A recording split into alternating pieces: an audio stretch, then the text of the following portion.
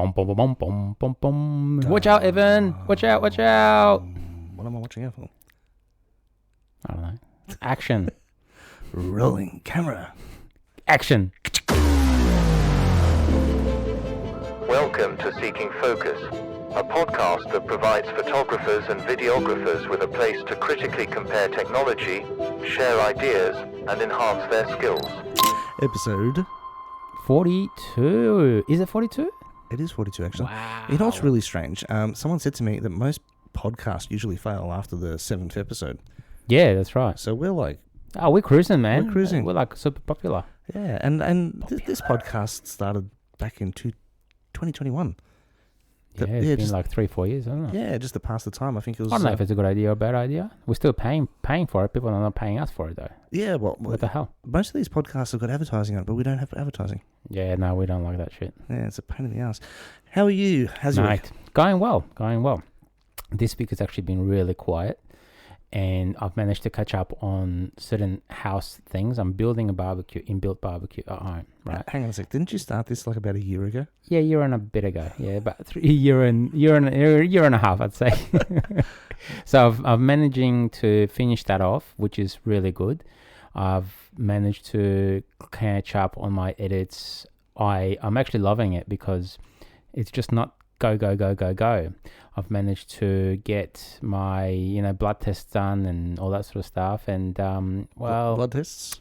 Yeah, my blood tests, man, because I do blood tests every six months. Oh, that was the GoPro. That's your heart, your pacemaker. It does, yeah. Your pacemaker. That could pop up really quick. Yeah, so I normally test myself, a blood test for every 6 to 8 months, and just found out that I've got high cholesterol apparently. That's all the KFC you've been eating. You know what? I hate KFC. I hate fast food. And the thing is, the problem that I think I had was I love my chocolate and ice cream. Yeah. It's one of those things where, when I used to have dinner and then after dinner, I would just smash a strawberry ice cream or something like that. And it was brilliant. Well, the weird thing about that is you're actually quite fit. You're weight-wise, everything, you're very, very fit. Me, on the other hand, I've been so busy lately just working and stuff that basically I haven't done any exercise and I've slabbed on the weight, so I'm looking a little bit like Santa Claus. And at the end of the day, my cholesterol's perfect, so sorry to hear that. Yeah, well, it is what it is, and managed to, so I've changed my diet a bit now, so the doctor goes, just make sure you change your diet and see how it goes in the next 6 months. So I'm on oats at the moment in the morning. Coffee is with oat milk, and off the lactose, off the all the other extra bits and pieces. So see how it goes. Fingers crossed. How are you doing? I hope everything goes really well for you. But with me, just been another week. Really haven't got much really to report back, except I'm spending a lot more time in the car traveling, and I've started listening to podcasts now. Oh, yeah. When I was traveling in Canada just recently, which we did the previous episode about, I got to the point where I actually wanted to start listening to podcasts, and I figured, you know what, I'm going to look around and find some podcasts about photography or videography, and I could not find one. You know what? You're 100% freaking right, man. Wait. Yeah, go on, continue. What am I right about? What am I going to write about? There's nothing out there that's actually quite good. Yeah, and I just found the way they spoke was really annoying, which made me wonder if we actually are quite annoying to people as well, which is possible. Let's pretend we're not. We're fantastic. But then there was the annoying personalities aside, where people are screaming and carrying on like they're Elvis. Then there was all these paid advertisements. It was... Yeah, it's so frustrating, isn't it? It was. Like literally, there was one episode I listened to, and I think I've got about 1 minute into it before the advertising came up. And then they had 3 advertisements, and then it started talking, and then 5 minutes there was another. And I'm like, seriously, how many sponsorships are you? Yeah, it's getting out of hand, and it doesn't really cost that much to run a podcast. I mean, we're covering this out of our own pockets because we are, but it's not a huge amount, right? It's not, and we're doing it because we enjoy it. Yeah, but people obviously make money out of it to put food on the table, right? Like creators and whatever else. Yeah, I find it weird. But anyway, so in my desperation to actually find a podcast, I started delving into very old stuff. When I say old stuff, it was probably 2021, which happens to be the same period we were in when we started the podcast. But I came across a guy called Eagle Mike, and he was actually doing an episode, like a season of podcasts. He did 4 seasons all up, and one of them was with Prince Paul. Now, I'm not sure if you remember who Prince Paul is, if you've ever heard. So, delving into my background, I used to be a DJ producer for a very, very long time in my heydays, and I originated in the hip hop scene from the mid to late 80s. That's where I started off. So I was involved with a lot of rap music and stuff like that, and it was interesting at that time. And Prince Paul was actually a producer who's still currently around and does heaps of work, but he was actually one of the producers who did things like De La Soul. Do you remember? Yeah, I do know that. Yeah. So he was one of the producers of them early productions. I think after the second album they moved on to someone else. But anyway, so there's a podcast that they do, and it is amazing. It just brings back so many memories, and I'm thoroughly enjoying it. I have to say, season 2, unfortunately, I started bringing in advertising, which was a bit of a nightmare. But you can fast forward it. So that's beneficial. A lot of the podcasts nowadays you can't actually fast forward through the advertisements, but this one you can, which has made it really great. So I've spent pretty much most of the week listening to podcasts from Prince Paul and Eagle Mike from the early 20s about old school music. Yeah. Wow. Okay. Yeah. And that sort of brought you back a little bit, I'm guessing. Yeah, no, it brought back to my heyday. Yeah. So, and I really miss those days. It was great. It was about, discovering new things, discovering the world, discovering people, cultures. It was amazing, and playing out at the bars and nightclubs and rave parties. So I ended up going from that into rave music, which is, I think that was like mid-90s. I was doing rave parties, traveling around Australia doing rave parties. And so huge change in the music scene there. But it just brought back so many memories. And I've become really fond of it, like driving along, listening to these podcasts. And I'm just like, oh, yeah, I remember this. And it's been great. It's been great. But, mate, 100%, though, like you mentioning it, though, because I walk the dog fair bit, like every day, and I try to listen to podcasts as well. And like my favorite podcasters that used to do a fair bit of podcasting, they stopped doing it for about a year now, close to a year now, and I'm just sort of, I go, but there's hardly anything out there. Was that those 2 photographers? One was in Tassie, I think. Oh, that was a while back, actually. Yeah, there was 2 Australian photographers, Jason and I can't remember his name, Andrew or something rather. But they did amazing work. They did. Actually, that was one podcast that I could listen to quite happily every week. And there's a couple like new ones that are just so annoying, and then just. Yeah, just, I don't know, man. Like, but you're right, like even about droning, there's hardly anything out there as well, Yes. And, there's a few good ones, but it's just so frustrating. But anyway, what it is. On the subject of becoming annoying to listeners, maybe we should stop talking and get into the show. Yeah, true. Hey, talk about old school. What are we going to talk about today? Today we're looking at action cameras. So, cameras that basically can be stuck on the bottom of a drone and fly around. They could be on the bottom of a race car. They're designed for taking video, and they can take a bit of a smashing. And there's like, the GoPros. I smash them all the time. Yeah. So we're going to be looking at those, and specifically today we're actually going to be doing a comparison between 2 different models. Which ones are they, Marty? Because that's your specialty. Yeah. So GoPro. So essentially GoPro 12 and GoPro 13.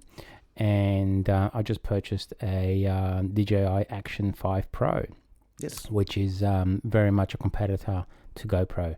So there's a couple of different options that's available, but from a weight perspective, I've noticed that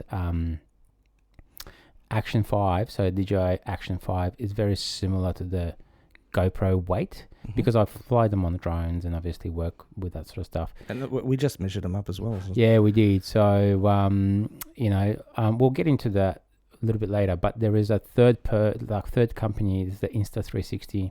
They do action cameras now as well. Do they? Yeah, they do. And it's actually very similar, and it's almost better in certain areas to DJI and GoPro, but they're sort of still lacking behind in certain things.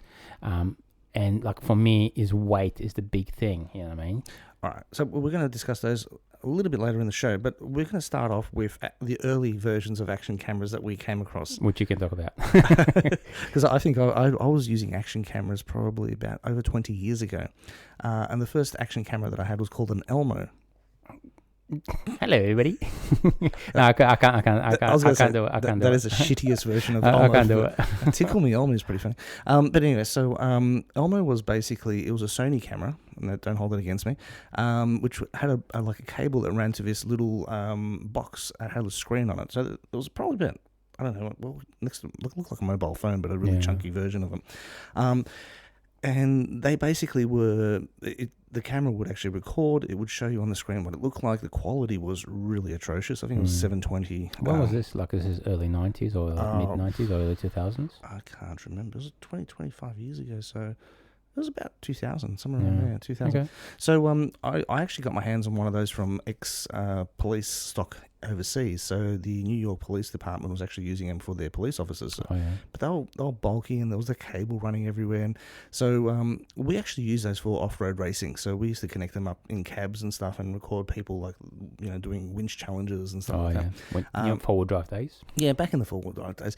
And look, they were great. They were really shit quality, but they were the first of the type, you know, so they were good at the time. Yeah, you could get the image across, essentially. So if shit went wrong, you could essentially tell who or what actually happened, right? Yeah, look, it was good. It was, but if you look back at it now, you just go, oh, that was atrocious. The quality was terrible, but it did its job. And then we went across to the Contour. Contour, I think they're called HD, Contour HD, which came about at the same time, possibly a little bit earlier than the actual GoPros. And the Contour was basically like a tube, and it's strapped onto the side of your helmet, which the design of was actually really, really good. But the quality just of the actual video itself never really... I've seen people use that on their motorbikes. Yeah, they're used predominantly for motorbikes, and because they're like a tube, they can strap to the side of your helmet, and they just basically don't really stand out, and they're slimline. But the quality, once again, was the problem with them. The design of them was fantastic, but they just never had the quality of the video. And that's where, when GoPro came out, they took over, basically, because the quality was a lot better on the GoPro. So the Contours, I had one of those. I did have one of the early GoPros. I think I had a GoPro 1, GoPro 2. Yeah, they're really bulky, chunky. Yeah, and it had a monitor. Right. If you were really lucky, you could buy the monitor, which used to strap onto the back of it. And then you could also buy a double battery pack, which would strap onto the back of it. So you had this thing that looked like a car battery by the end of it. It was huge. I remember those. I've still got it. Wow, okay. Yeah, should send me a photo so I can post it. It's probably a museum piece. I should actually probably try and sell it. Yeah, it would be, actually. You know, so I had those for a while. And look, they were good. But the thing was, they were very costly at the time. Yeah. So what we ended up doing for action cams, we decided that basically GoPros were great. We just couldn't afford them because we were tired and we weren't really making that much money out of it. And all the money that we were making was going to charity. We were donating the money anyway. So we actually went off and bought Handycams, mini DV cameras, Sony's. And we used to put them on tripods out in the middle of massive fields where basically racing was happening. And, you know, the cars would come along and smash into the cameras. The cameras would be destroyed and we'd throw them out. But we had the footage. You know, because the cassettes were actually quite durable, especially in that metal cage. So we were just going through these Sony cameras. We probably destroyed about 50 of them. So that was the early versions of the, you know, GoPro smashing. Yeah, well, that was. I mean, for us, it was great because, you know, we didn't pay very much for these cameras. No one wanted them at the time. They were Sony's after all. Right. So we were picking up secondhand really cheap and just destroying them, and then we were using the batteries from one onto the other, and it just kept going and going. And then we went back to the GoPros at that stage, and the GoPros, I think at that point we were probably using the GoPro 4 or 5. Well, before you sort of continue on with that, GoPro pretty much was the only company that really, how can I say, revisionized the whole, revisionized, how do you say it? Revolutionized. See, the whole we action. both got speech impediments. I can't pronounce, I don't even know what else. Actually, it's 4,000 words I can't pronounce. But they have, you know, like they made the whole action camera industry come alive. They did, and they had third-party pieces for it, and everyone was contributing, and that was what put them into the forefront. I think I sort of jumped onto the GoPro bandwagon at the GoPro 3, I think it was, when I first picked up my drone, my Phantom 3. Phantom 1. Phantom 1, yeah. They're great cameras. At the same time, Panasonic, the Panasonic Tough cameras, the ones that Rob actually uses when they travel, they produced a video camera, which was an action camera. And it was meant to be a competitor to GoPro. And look, the design of it was actually really good. It was designed for water, for scuba diving and stuff. It had different lenses on the front. It had a little flick-out screen. I actually had it until very recently when we were traveling to Canada. My son took it with him on a plane and left it on the plane, and we never saw it again. That was actually an interesting camera because it had a GPS system built into it, and it was designed for tracking. So when you're hiking and you weren't using the actual camera, it acted as a tracker. So it actually tracked where you were going. So you had this record of where you went. That's a good idea. It is, except I never used it. I just used it for a camera, and it was waterproof and everything. It was a good little camera, but had no image stabilization. That was the downfall of it. And even today, you can still buy them, the same model, because I think they only produce one model of it, and they're still selling for like $800 each. Yeah, right. Which, realistically, in the scheme of things, is not going to sell very many of them. No, that's right. Unless you're looking for something that's super tough. But then again, most of these action cameras nowadays are. They are pretty tough, yeah. So no stability, killed it basically. It was not really that popular. And then the GoPros just came along, took over the market, and until I think about GoPro 10 or 12, there was no real competitors. Yeah, you're right. I mean, until obviously I still got a fair bit of GoPros, about 5 or 6 of them. And yeah, you're right. From about GoPro 5, 6, 7, there was no really huge companies that actually jumped into that space. This is like obviously our opinion and our views. If you have your opinions, just give us a yell. But the GoPro really dominated the market. It did, 100%. You know what I mean? Until about GoPro 12, I think it was. 11, 12, that's when the others sort of started coming out. So Insta360 started came up with the... But that wasn't an action camera. It was never designed to be bashed around. No. So Insta360 released 360 camera. That's the one that you had on the helmet when we went mountain biking once. Yeah. So I still got that. And it's still great image quality. But then they sort of, they kind of stepped back a little bit, and I think they really thought about what they were doing. Anyway, so DJI came along as well, and GoPro is still obviously going quite strong as well. But lately, obviously, all this DJI stuff is actually getting really good. And I thought, you know what, I'm going to try this DJI Action 5 because a lot of people are actually saying good things about it. Unfortunately, GoPro is not the best in low light. Oh, hang on a sec. What? Wasn't there a camera? And I'm sorry, I got out of the action cameras for a while, so I could be wrong. Osmo produced something. There was another one on the market. That's the DJI as well. So Osmo started producing. So DJI Osmo that was similar to the GoPro, wasn't it? Yeah, similar, and that was probably about 2-3 years ago as well. Oh, maybe more. Yeah, they were really pumping it, trying to. It was. I didn't really see. You mean the one with the stabilizing thing, or you mean it was like a square box similar to. I mean, I know what you're talking about, but that's not the one I was referring to because that was never really an action camera. It was something that it had a screen on the. Anyway. Yeah, it doesn't matter. Look, I essentially I use GoPros for 2 things, right? So I use GoPros on FPV drones, which they give me a really good footage. And time lapsing.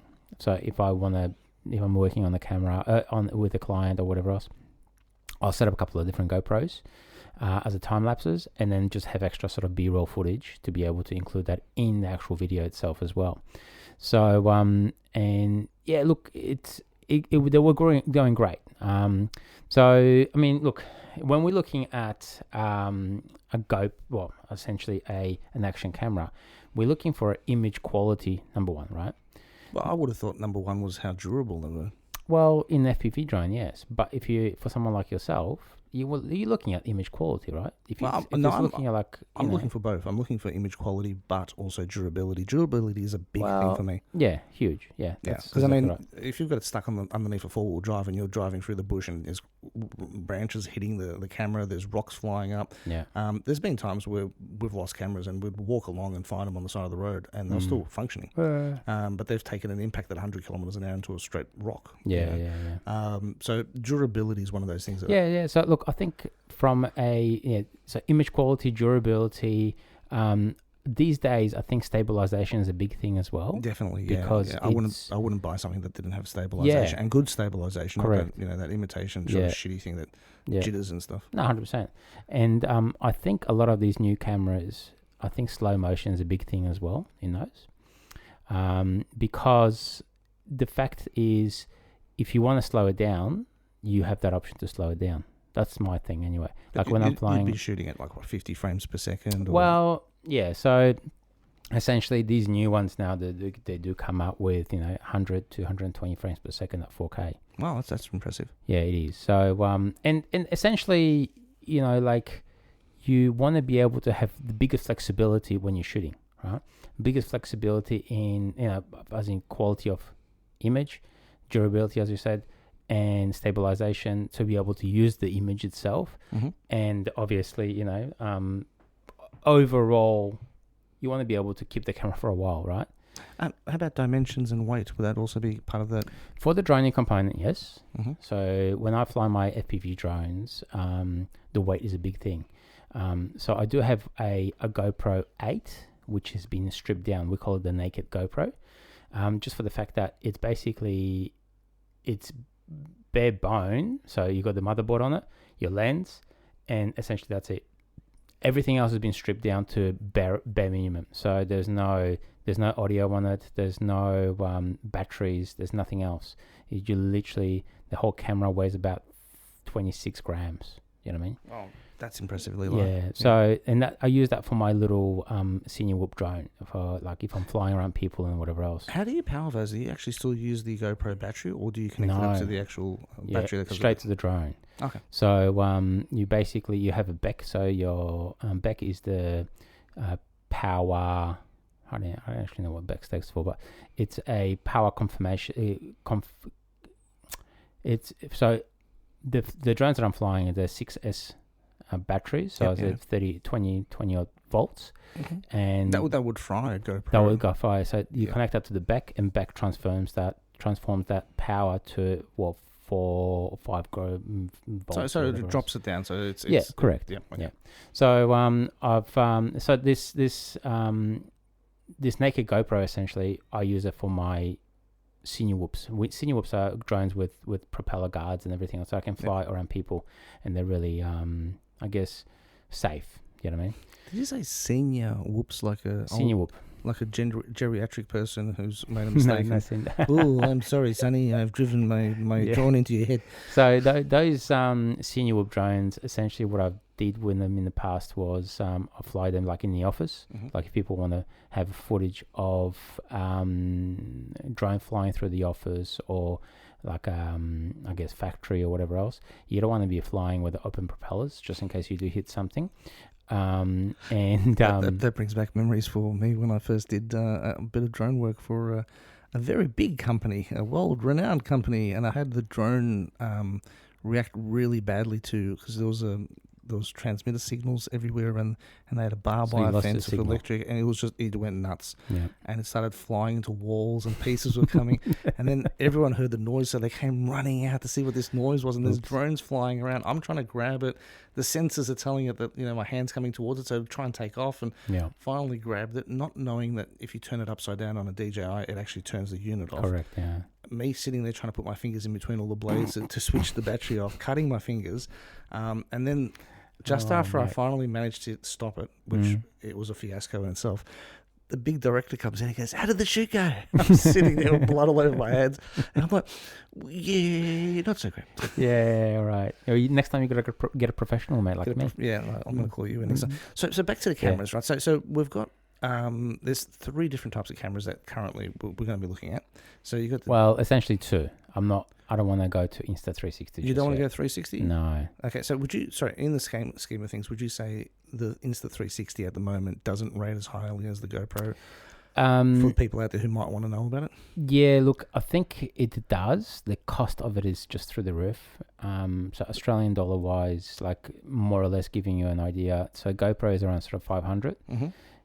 DJI Action 5 is around sort of 550, 600 as well. Yeah. But the Insta360 action camera is around sort of $750 to $800. But let me just ask, and just for clarity here, the 360 camera does actually give you 360 footage, or is it just a normal No. So this is the Action 360. Sorry, I should probably redo that. So Insta360 is a company that started creating cameras as 360 cameras. Now they released an action camera, which is an Insta360, but it's not a 360 camera. It's just an action camera. So it's just an action camera. So basically it's an additional 50% on top of the actual price, and it doesn't do anything that justifies that additional cost. Yeah, look, it does. It does shoot in 8K mode. Oh, okay. Yeah. But I didn't buy it. I didn't want to buy it because it's a lot heavier than the DJI and the GoPro. Same size though, body-wise? Roughly about the same size, but it's just a lot heavier. It's image stabilization. It does have pretty much a lot of these things as well. But I just didn't look at it just from a weight perspective. For someone that flies drones, 8K is excessive for us. Yeah, that's what I thought too. You know what I mean? Yeah, I shoot occasionally 6K. I've got an 8K camera. I don't think I've actually ever used 8K. I mean, it'd be great if you needed to crop in, but that's for production work, and it's very different to an action camera. So, personally, me, overkill. I'm sure. No, exactly right. So this Insta360 is actually called Insta360 Ace Pro 2. Right. So, like I said, the weight of it sort of turned me off because of the fact that I will put on the drone. So what's the actual weight on it? Because the GoPro was about 550 grams or something, was it? What? 500? What are you flying? Sorry, was it 55? Sorry, my apologies. No, it was 155. Was it? Yeah, GoPro was about 150. Yeah. And then a DJI was 155 or 7 grams. It was about 6 or 7 grams more. Yeah, something like that. Let me just check the Ace Pro 2 weight. And just for clarity, the difference in weight between the DJI and the GoPro was because of the actual mount. So the GoPro has a mount built into the camera itself. The DJI doesn't. So when you actually add it on, it does make it a bit heavier. But if you don't want to use the internal or external body shell mount, it will be lighter. But it's like 5 grams difference. So it's not. No, it's not much. I mean, look, most of the drones that I fly, I've 3D print the prints, the mounting for it. Yep. So I just slide that in there and acts as a mount and as a protection for the camera itself as well. But going back to your question thing, so it's 180 grams is the Ace Pro 2. So it's not a huge amount, but for a drone, 15% more. Yeah, look, I don't know. But for a drone component, I'm trying to go as light as possible, as best as quality as possible. If you're going to do mountain biking or something like that, or you're going to stick it on the bottom of a car, Doesn't make any difference. Wouldn't make any difference. But I guess the additional cost will probably be a factor. But if you're really looking for 8K, maybe that's the way to go. I don't know. And what the quality is. Look, I've watched a bit of YouTubers and people that are doing reviews on it and all that sort of stuff, and few of them actually said it's a bit of a stupid thing to do on an action camera like that. It does seem to be working. Some people, I mean, I don't believe in any of those reviews because of the fact that they're getting paid from these companies to review the product, but they can't say anything bad about it or whatever else. You know what I mean? So I don't really. As opposed to us, we get given products to review and we actually are honest about them. Stuff that, you know what I mean? But look, so I've bought the DJI Action 5 Pro, and I mean, look, it's a newer version or like a new generation of it. All right, so just to clarify and just to bring it all down in summary, so we're going to be reviewing the DJI Action 5 and the GoPro. What version is 13? Well, so 13 essentially, but I don't actually own a 13. I borrowed a 13 from my friends, and I kind of reviewed it, had a look at the actual comparison of it, all right, and then basically based my personal judgments on that. All right. So I own 2 GoPro 12s, 11, 10, 8, and a 6. Okay, so we're going to do a side-by-side comparison. So let's get straight into that. Yep. Okay, so we'll start off with the DJI. We'll GoPro first. We'll go with GoPro because that's probably the thing, and then we'll compare it to the DJI. Yeah. So what do you want to know? Size-wise, now we were looking at the size of them. They almost look identical. They do, yeah, very similar. Weight-wise, similar, and look very similar. Functionality, though, it's not. So okay, so both units have screens at the back and screens at the front. Correct. Okay, the back screens are both touch sensitive. Yes. Okay, both front screens are also touch sensitive. Or? No. So GoPro doesn't have a front screen that's touch sensitive.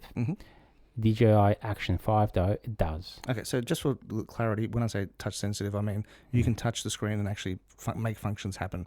Yeah, and control the camera fully from a front of the view. Now, you think to yourself, well, why would I want to use the front screen to be able to control the camera? Well, you probably don't really have that sort of... Actually, no, you do. I do. I actually, for a very long time, with the GoPro, with the front screen, I thought, well, this is all wank. But I mounted it on top of my car, and it was up against the back of it. I couldn't access. And I was doing some recording. And then I thought, how the hell do I know if I've got the right settings or how much battery I've got left or whatever? I couldn't figure it. And then I realized it was actually displayed on the front screen. That was really great. So it worked for me. So you can see if it's recording and what are you recording at and footage and all that sort of stuff. But you can't change settings. Yes. You have to be able to connect it to an app on your phone and then change the settings on that. So having that functionality on the front would be very useful. But if you're the type of person who just presses record and your average Joe... Key factor 0, Yeah, you don't care. You just want to record whatever it is. And even if it comes out at 720p, you're going to be like, oh, that's sweet. Then it probably doesn't matter. But the DJI does have a front screen which is touch sensitive. Yeah, that's right. So that's a big benefit because I was actually thinking about the same thing. I was like, so what do I need a front screen for? Until the other day where I flew my FPV drone and I smashed the shit out of it. Yeah. So what actually happened was I flew the drone dropped down straight into the ground, straight into the concrete, and it damaged the back screen. So the back screen was fully stuffed. It couldn't do anything. Was this on the GoPro or the DJI? No, for the DJI. Okay. Yeah. So I bought a brand new. Yep. Less than a week later, I smashed the shit. So that usually happens when you buy something new and you're really careful of it and you totally destroy it in seconds. So I crashed the drone. I mean, the drone was fine because the Action 5 or the DJI camera copped all the basically brunt of the whole weight of the drone on it. So I smashed the lens, smashed the back screen. Funny enough, the camera was actually still working. So durability, I think, is really good. You know what I mean? Except for the screens. The back screen, was backing onto the battery.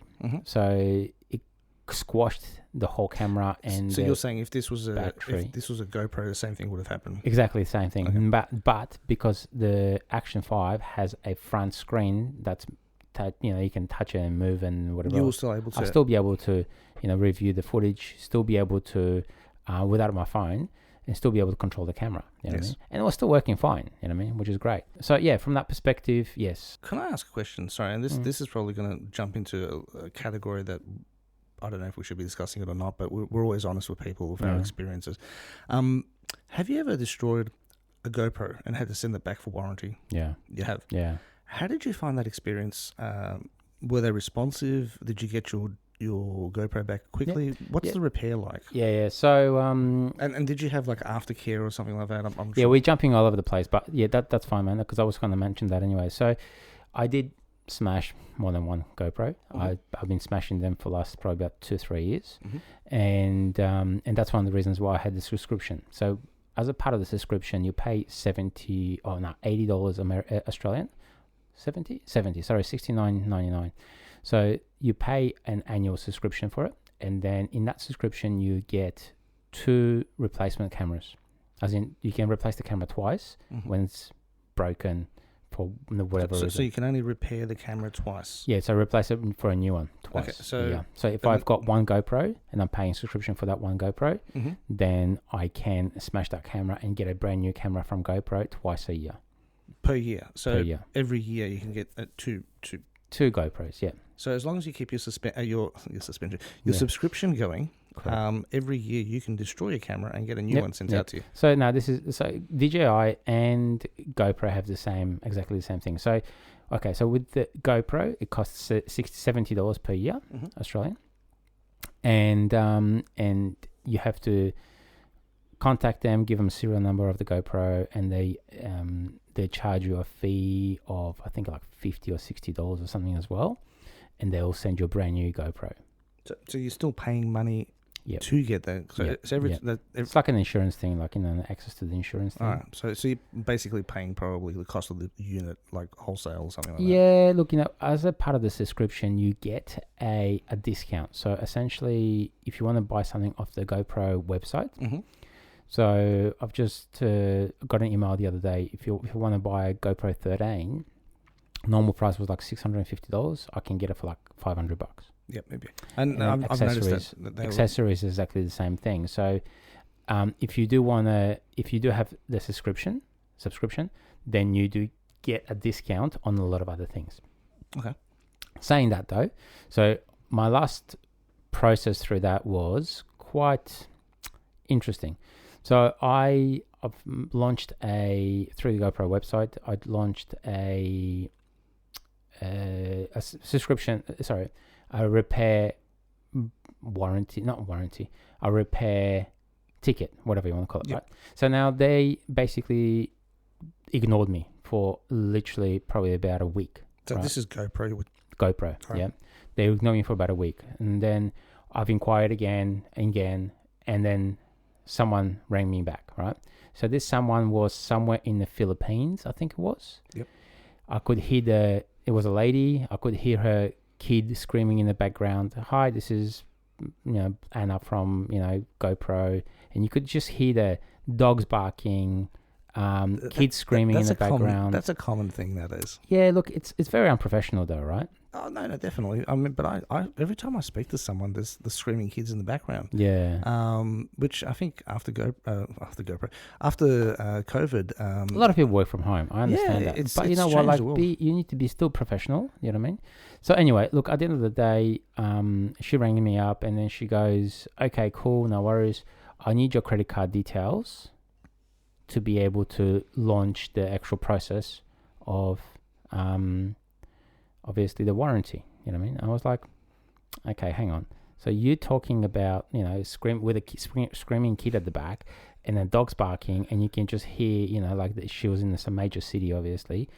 And then you want my credit card details because it doesn't sound right, yeah? Yeah, no. Just like, okay, I don't have my credit card on me at the moment, but I'm happy to obviously do whatever I need to do. Can you send me an email or whatever? That's a smart move, actually, yeah. That took about another 2 days or 3 days, right? And then I had to pay like $50 or whatever it was. I can't remember exactly now what it was. Then they go, yep, no worries, send us the camera back. So then I had to pay for postage to send the camera back to them, and then waited for another 2 weeks before I got that camera, like a new camera, returned back to me. Which, look, at the end of the day, it does work because, when I smashed the GoPro, it was a $500 camera. It costed me essentially over $100 to get a brand new camera again. Yep, right? yep.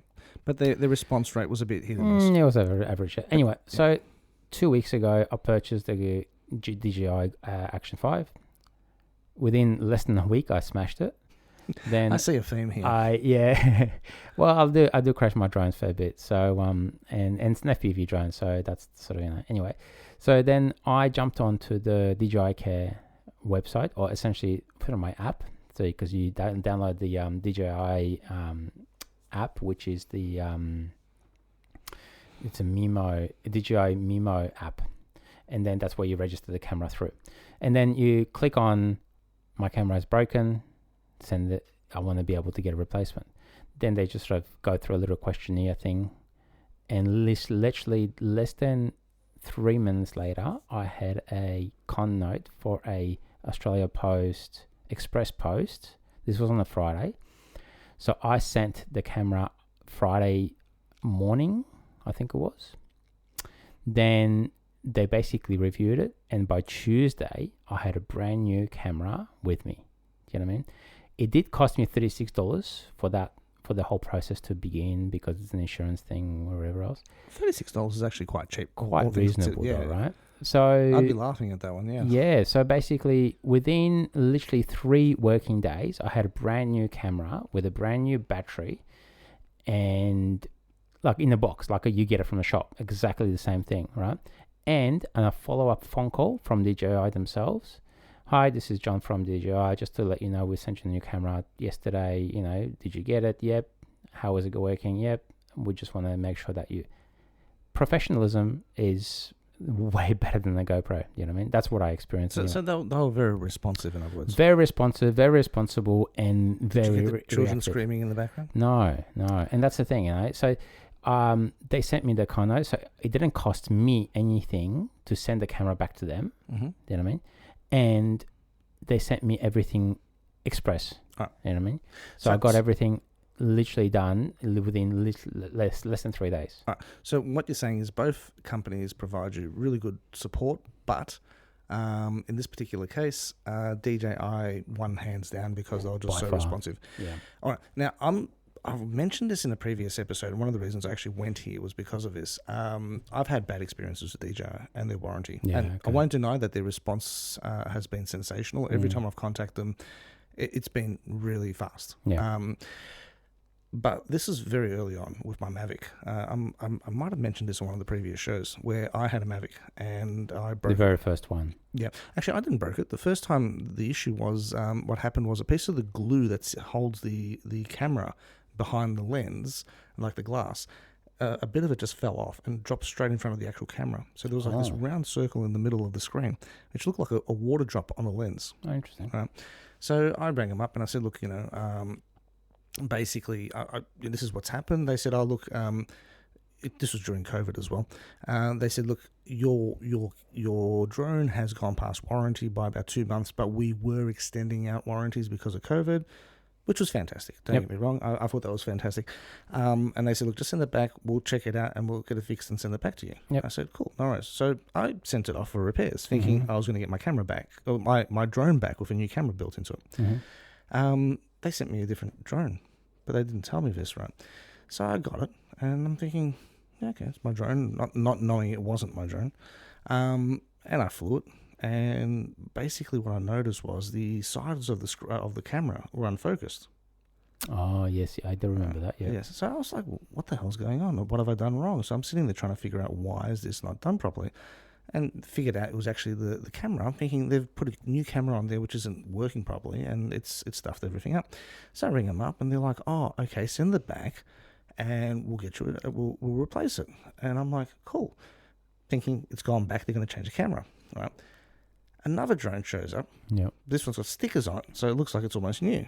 And I'm like, where did these stickers come from? Because I didn't send mine back with stickers. Yeah. So I rang them up and I said, this is not my drone. And they said, yeah, we don't actually take your drone and repair it. Yeah, and they send give it you back. a new one, essentially. They do a swap over. No, it's not a new one. This is where it gets interesting. So what happens is I send my drone back. It's faulty. They mark it up and they say, oh, the camera's got a piece of plastic in the front of it, or and they repair that, and then they send it off to someone else. So they just put them in the background, fix them up, send them out. Yep. So they do a swap over. So you'll get one that's actually been replaced with someone else's, which had a problem, which they fixed, but there might have been other problems that the other person wasn't aware of. Yeah. So that was never fixed. So you get it, and you go to use it, and then suddenly all these issues start popping up. So and then you send it back, and they send you another one that they've repaired, but obviously there's other issues that they haven't been aware of, and they send you one which is faulty in a different way. And this happened 4 or 5 times. And I finally cracked the shits. And I rang him up. I said, this is not good enough. This is not what I expect. Yeah. I mean, the reality behind it was the warranty period had expired, let's be honest. Yeah. What they were doing was a favour, so I can't really say too many bad things about them. They were still trying to help me out. And they said, like, no worries, the fact that we've had to swap this over 4 times, we're going to get you a brand spanking new one. I'm like, all right, excellent, beautiful, finally. So about a week later, this drone shows up. Sealed box, plastic coating on it, stickers on the inside, everything's wrapped the way it should, from when you're buying it at the stores. I'm thinking, great, brand new camera. Brand new drone. I keep saying camera. Anyway, and I took it out. I went for a flight, and it had other issues. Right, and I'm just like, but they weren't big enough for me to worry about because the screen was actually clear. So that was the main thing for me because I'm a videographer. I wanted some clean photos and video. But it had a few other issues, but I'm like, I can deal with those. Anyway, so probably about 2 weeks later, I flew it into a tree, right? And I couldn't get it down. And then finally, I had to break the branch off, and the branch came down. The drone broke, and Anyway, this is when you gave up on the drones. Well, no, I went and bought another drone afterwards, but I almost gave up. And then I took it to a local repair place because I figured there's no point in taking it back to DJI because I'm just going to go through the same crap again. And it's going to take a while, right? So I took it to a local place, and the guy goes to me, "Is this a new one that you're getting replaced?" I said, "Repaired." I said, "Yeah, it's brand new. They sent it to me." And he goes, "Okay, no worries." He opens it up, and he looks at me. He's actually doing the repair in front of me in his house. He's got like a little workstation. And he goes to me, "This isn't a new drone." I go, "What are you talking about?" He goes, "You can see the factory solder joints." He goes, "But this whole section here's been replaced." Yeah, right. So, once again, I'd been given a refurb. Yeah. It wasn't a new one. They had packaged it up as a new one. They had sealed it up and sent it to me, telling me it was a new one. But once it was actually open to be repaired, which doesn't, most people don't open up their drones to repair them, and the person who's doing it usually is DJI, so they're not going to tell you. So this was the 5th one that I got. So I have issues with what they do, the way they swap things over. Well, I don't know. This obviously happened to you a while back. It did, and your action cam is still pretty new, so the chances are they probably did give you a brand new one. Yeah. So anyway, look, we diverting a little bit from. Sorry, it is actually worth noting though, because I mean, if you're relying on being an item being repaired, you want to know what you're getting. That's worth remembering. Well, that's the durability component, you know what I mean? Like, I mean, GoPro does obviously crash a fair bit as well. And usually what breaks on them is the back screen. The back screen is sort of the main thing. With the action, you still got the front screen to worry about and to work off, which is a really good thing. So that's your durability thing, right? For image quality from my end, GoPro essentially still shoots at higher resolution, so a 5.3K image, which personally to me doesn't make any difference, you know what I mean? So you don't use 5.3? No. That is actually a very weird 5.3 is something that... Yeah. I've seen 6, I've seen 4. I know. 5.3 sort of... So I think 4 is the standard. I think 4 should be standard these days. 4K on pretty much all the new cameras that are coming out.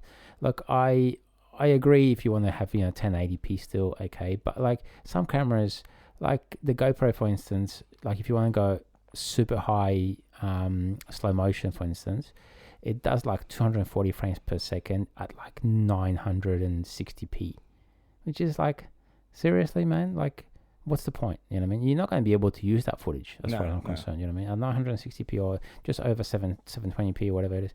But it depends. If you're doing it for personal use and you're not going to do it for a client, then you probably could use it. Yeah, look, I don't know. But anyway, look, so the GoPro shoots at 5.3K. Now, the GoPro does have a benefit of the stabilization. So you can record everything without stabilization and stabilize in post-production, right? In post-production is... I personally use the GoPro player, which is the paid version, and it does basically stabilize. And so what it does, it takes gyro data from the image itself, so it embeds all the gyro data in the image, and then it stabilizes everything based on gyroscopes, and then basically that's the GoPro component. Now with the Action 5, for instance, it does very similar thing, but you just use gyroflow to stabilize this footage on, which is probably not as good as GoPro Real Steady is, but it's still quite good. Okay, so this is when you're actually getting footage with no stabilization from the camera, and you're doing it on your computer. Yeah.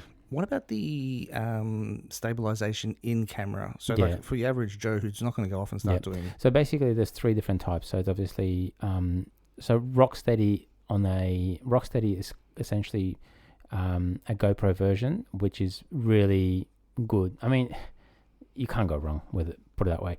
The stabilization on those cameras is pretty much spot on for every aspect of use of the camera. You know, so you can actually lock it, so you can actually turn the camera 360 and it will still give you a stabilized image.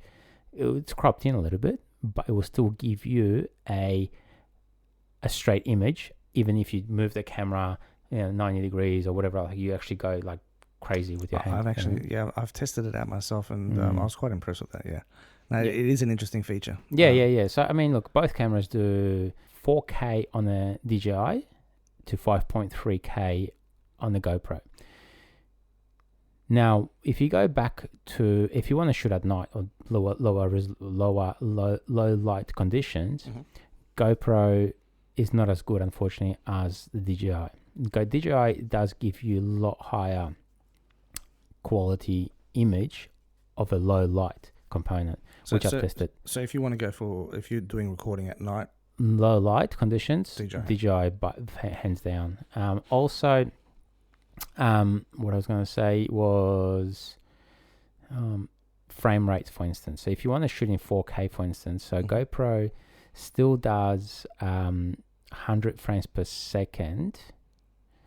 So 100 to 120 frames per second, but only in 16:9. But if you want to record by 4:3 or 8:7, which if you want to essentially use crop in and then use it for like Instagram or like 9:16, you're gonna have to crop in a lot more in from a 9:6, 16:9. Do you know what I mean? So from a wide perspective. Not following you here, but okay. So essentially, what GoPro does, it has 3 different resolutions, right? So 16:9, which is standard resolution, right? Yep. Then they got 4:3, which is more of a square version, and then got 8:7. 8:7 is very similar, but the other way. So you use actually full range of the actual sensor to be able to capture the image. Then that does it for 5.3K, and then you zoom in a little bit, and then you can readjust the image higher or lower based on your subject. Does that make sense? Yep. Okay. So now GoPro does 120 frames per second, or 100 in Australia as a PAL, and NTFS as a US base, right? So that's 120 frames per second.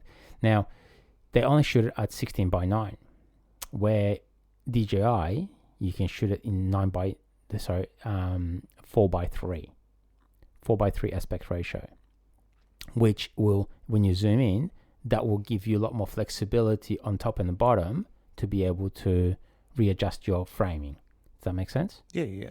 So GoPro doesn't have that sort of extra leverage in a sense. You know, I don't. To be honest with you, I don't think I've ever shot at anything other than Really? 16:9. So okay. yeah, for me, 16:9 just works. I mainly shoot now at 8:7 on the GoPro or 4:3 on a DJI Action. But if you're using that footage in combination with a camera, like one of your Sony cameras and all that on a gimbal or whatever, you wouldn't be able to use that though. Or you crop in. Well, I guess if you're shooting in 4K, you can crop in, but would it be enough? Yeah, plenty. So, because if you're shooting at 16:9, which is what you normally would with a normal camera. Yeah, but you don't have any options of. But if it's in 4K, then you literally can still crop in. I know what you're saying, but for stabilization, you want to be able to use like Real Steady or Gyroflow or whatever else. You need to be able to have full image of the sensor. So this is where it comes different, because you're using the stabilization that's where okay. So for me, I wouldn't be worrying about that type of stuff. I'd be sticking that footage straight into my video production, and if I wanted to crop into it, I would. But and I'd be using the onboard stabilization. So it's a very different perspective. I think a lot of people do. I think a lot of people would use onboard stabilization, which Rocksteady is really good these days, and I use it in post because of the fact that I'm getting stabilization directly from the gyro data rather than actually from which is higher quality, obviously. It is, yeah. But for your average Joe, it's probably not. Yeah. No one's as pedantic about it as you. Yeah. And that's I think that comes down to, it says something about your quality and your production.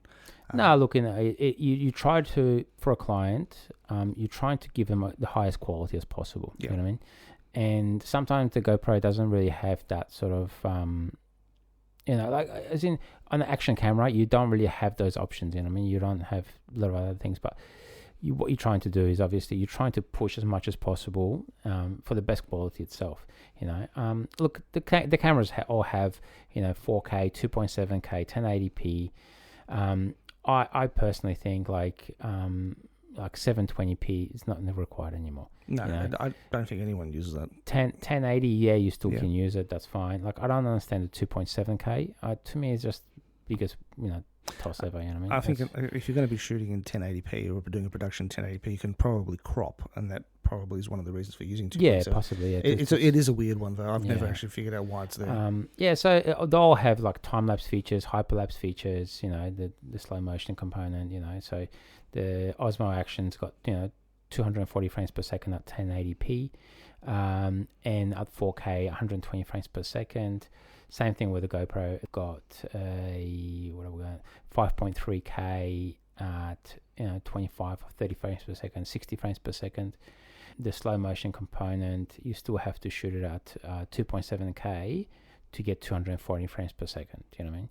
So I'm sort of repeating myself a little bit, but that will give you an idea more or less. The battery life, for instance, the Action 5, it's got a 1950 amp hour battery, which is a lot higher. So the battery alone can run for like almost an hour longer than a GoPro can, essentially. So, but is that okay? So we're saying the battery size is different, but does that actually transfer across to? Yeah. It increases the amount of time. Yeah. So Action 5, so DJI Action 5, it allows you to run the camera for almost like an hour longer. Okay, that's impressive in which itself, which is quite, because sometimes quite cool. You might have a bigger battery, but the actual unit consumes so much more Correct. power, it doesn't really make any difference. So, but that's interesting.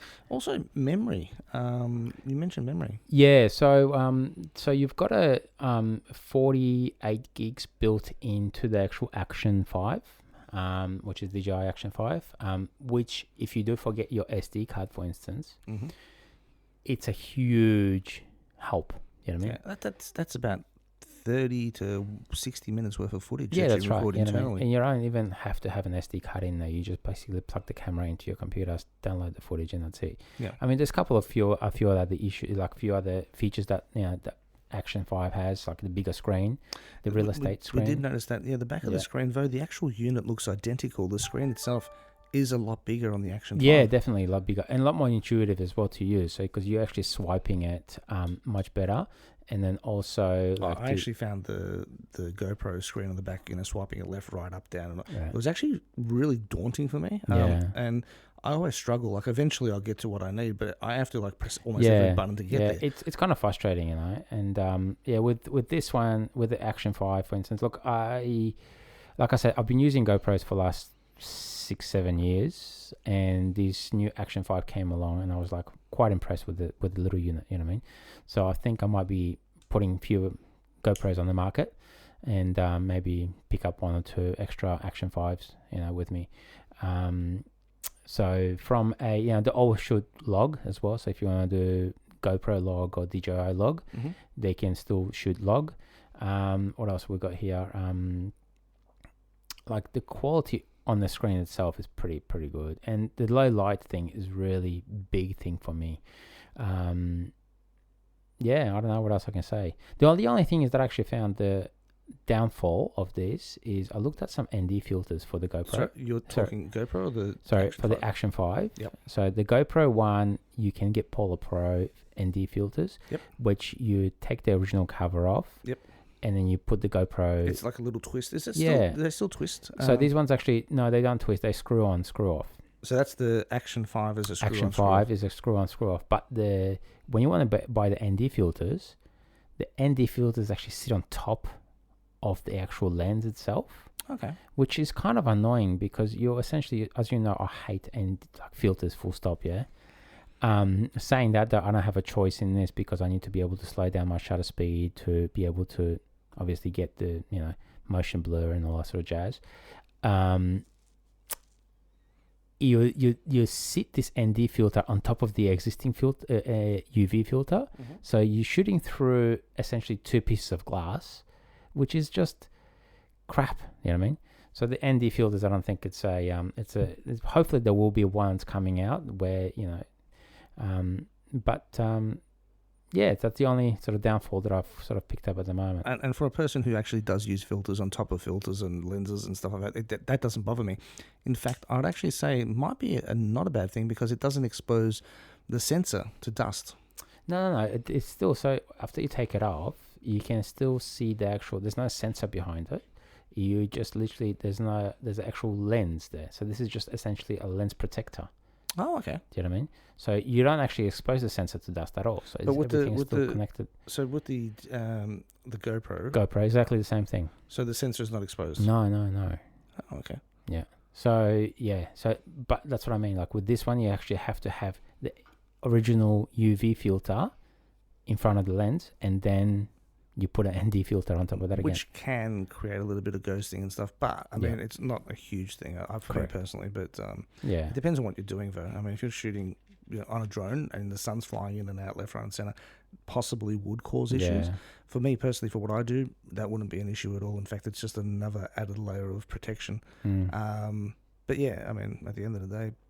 Okay, what else do you want to know? Is there anything else that you want to know? No, I've pretty much everything. I mean, look, I'm not going to be doing like a full-on review on this because there's so many people out there that do so many different reviews. This is just my 5 cents in. Yeah. And look, I've picked up this Action 5, and I have a few other guys that fly FPV with me. They've got the same thing, and looking at their footage on Instagrams and whatever else, it does look clean. Do you know what I mean? Okay. It does look much better. So, push comes to shove, at the end of the day, if you had to choose one or the other, which would you go for? At the moment, the Action 5. The Action 5? Yeah. Okay. Yeah. I mean, GoPro is still great, and far out, man, like they're all amazing cameras, yeah?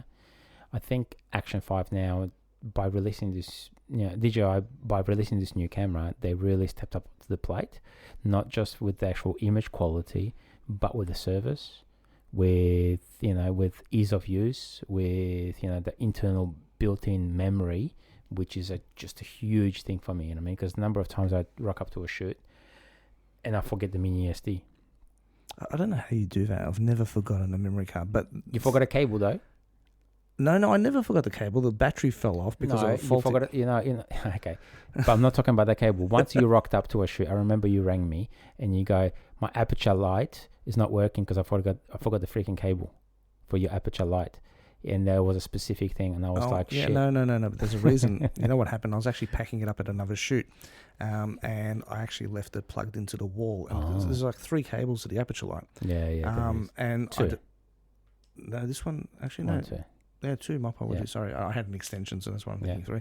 And I packed everything up, and there was that one extra one, which I just left sitting there. And I don't know how I managed to do it, but it wasn't that I forgot it at home. It's because I actually left it at a shoot.